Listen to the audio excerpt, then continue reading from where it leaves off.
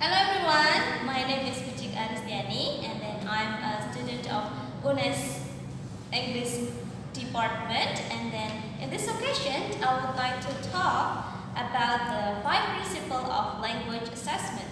So basically there are 5 principles in language assessment. The first one is practicality, the second is reliability, authenticity, watchback and validity. But now I will only talk about the first one, practicality.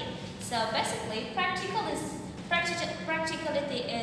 means that the test should be practical or efficient and effective in all aspects. So the first aspect you can see from the cost.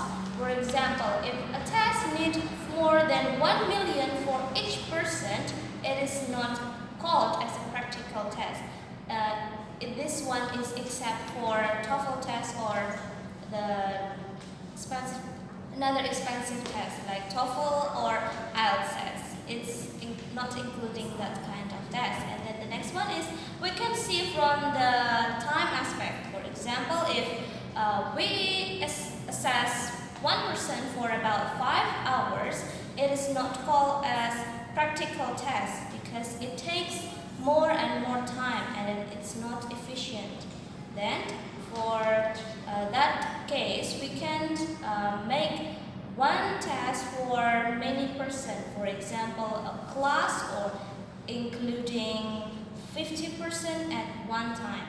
Then the next one we can see from the administration. For example, one-on-one proctoring test is not called as practical test because each person needs one proctor. It means the test will need more and more person for proctoring the test. It is not including as a practical test. And then the next one is easy scoring. Yeah, so test basically should not make the score taker or score noter in difficult conditions. So basically, easy going test or easy scoring test is a practical test. So for example, 1 hour test needs more than 5 hour scoring. It's not practical. Yeah? The next one is, let's see from the time efficient. So basically, practical test is an efficient test in case we can make it simpler as effective and efficient test in all aspects. Like what I have said before, the first one is cost. You can see from the cost, and then the time, and then the administration, and then easy scoring. That's all. Now we move to the second one.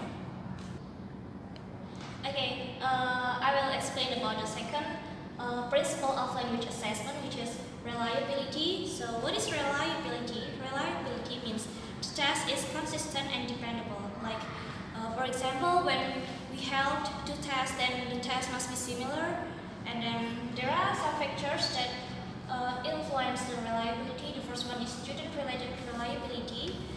It caused by temporary illness, fatigue, physical and psychological factors. And then the second one is rater reliability, which caused by human error like subjectivity and bias on the scoring process. And the third one is test administration reliability. It influenced by the condition where the test held, like the noise of the street, and then the students sitting near the window that make them lack of focus. And then the last one is test reliability, which is influenced by measurement errors, like the test which is too long and too difficult. Let's move on to the third principle. Okay, now I'm going to continue about the validity.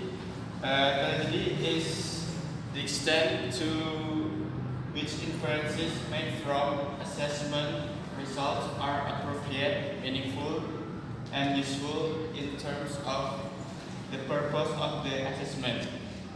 In the validity, there are 1, 2, 3, 4, 5 elements. The first is content related to evidence. It means the test is actually samples the subject matter. And then the second is criterion related to evidence. It means the extent to which criterion of the test has actually been reached. And then the third is construct related to evidence. It means a construct is any theory explained after phenomena. And then the fourth is consequential validity. It encompasses all the consequence. And then the last is phase validity. It means the student view the test fair, relevant, and useful. And it's solve the validity. And now we're going to Authenticity. Authenticity is how far the test is connected with the real world. Authenticity may be present in the following ways. The first is the language in the test is as natural as possible. So in the test, the language should be familiar with the students. And the second, items are contextualized rather than isolated. It means that if we provide the descriptive text, so in the test we should provide the descriptive text. And the third is topics are meaningful, relevant, and interesting for the learners, so the students will enjoy to do the test.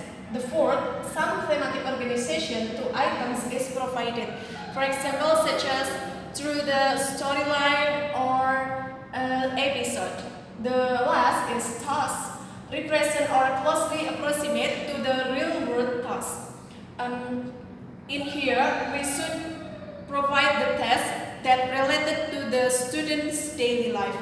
And the last, we will discuss about WOSPAC.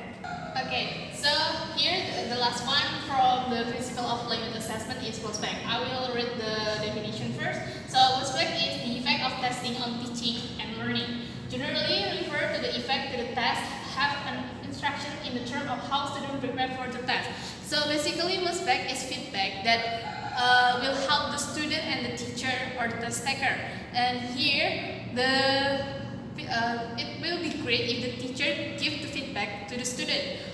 For example, the teacher give a test to the student, and then the student will get the grade. But we will just know if it helped the student to develop their language skill or not. So WOSPAC basically means the feedback. So the teacher should give feedback to the student, and the good feedback here would be something like after they give the grade, the teacher will show the weaknesses or show the mistake of the student, and that the WOSPAC will help to the teacher to become a good teacher and help the student to learn from their mistake. Thank you. Okay, so that's all about the 5 principles of language assessment. May it help you. Bye bye.